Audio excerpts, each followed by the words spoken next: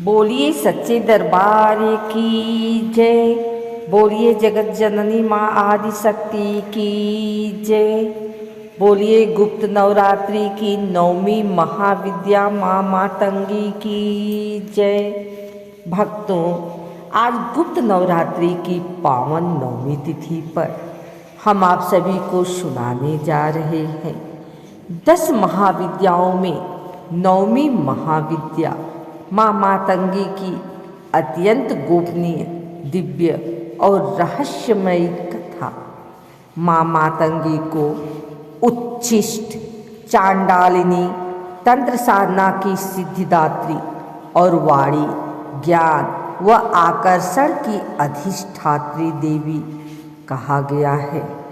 शास्त्रों में वर्णन आता है कि जो साधक गुप्त नवरात्रि की नवमी को श्रद्धा, मौन और साधना भाव से माँ मातंगी की उपासना करता है, उसे वाक सिद्धि, तंत्र साधना में सफलता, शत्रु विजय और दुर्लभ सिद्धियां प्राप्त होती हैं।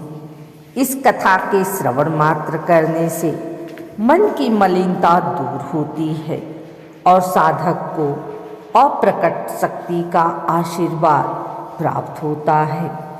तो आइए भक्तों, मन, वचन और कर्म से स्वयं को समर्पित कर श्रद्धा भाव से सुनिए गुप्त नवरात्रि की नवमी महाविद्या माँ मातंगी की यह कथा।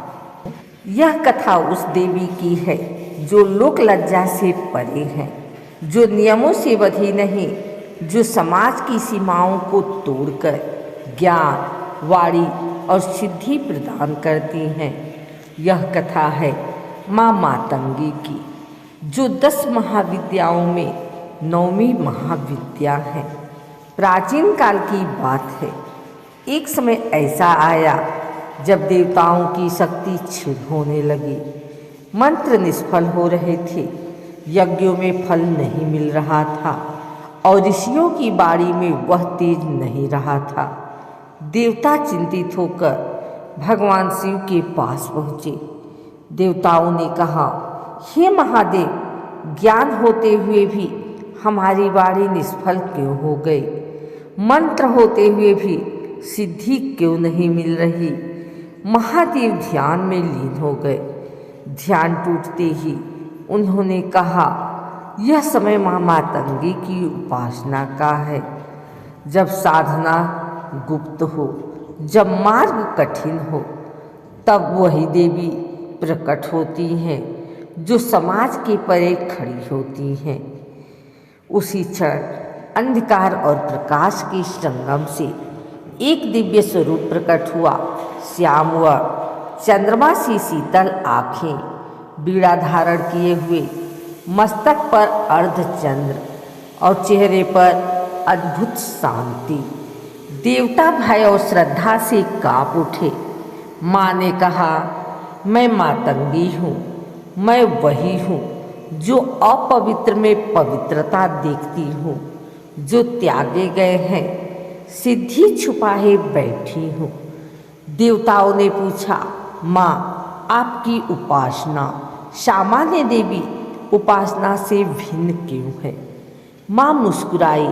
उन्होंने कहा, जो पूर्ण है वह अंधकार में बात देता है, जो अपूर्ण है वह साधक को विनम्र बनाता है।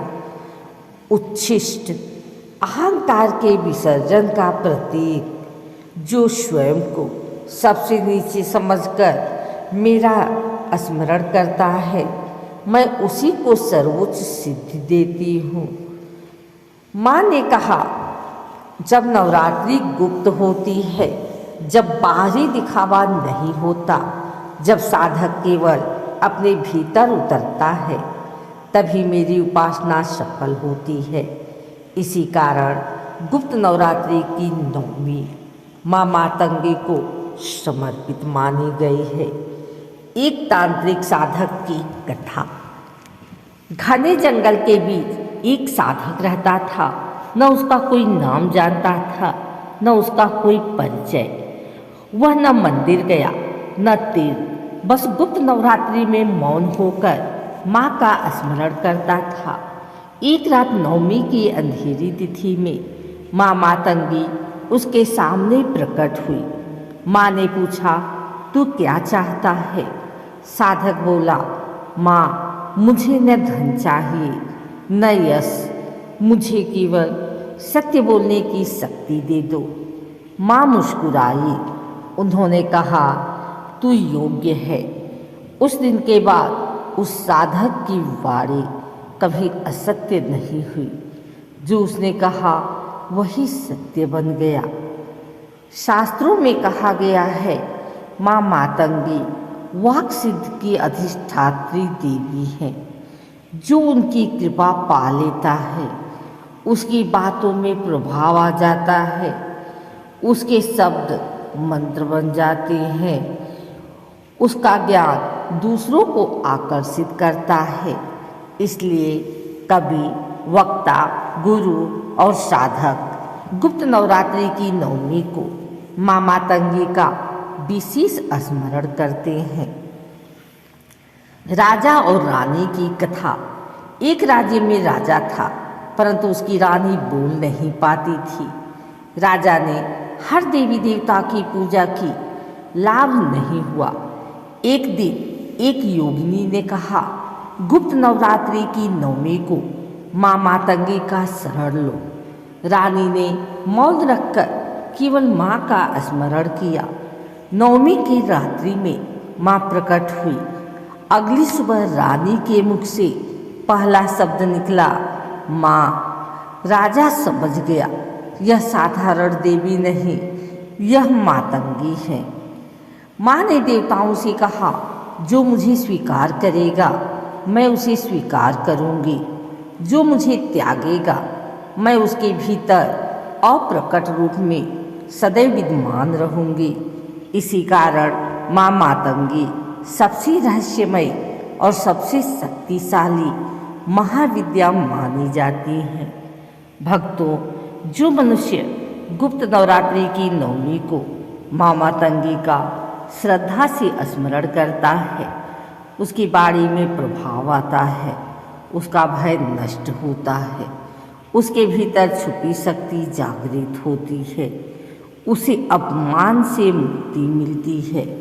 भक्तों, इस प्रकार गुप्त नवरात्रि की नवमी महाविद्या माँ मातंगी की यह रहस्यमय, तांत्रिक और दिव्य कथा पूर्ण होती है।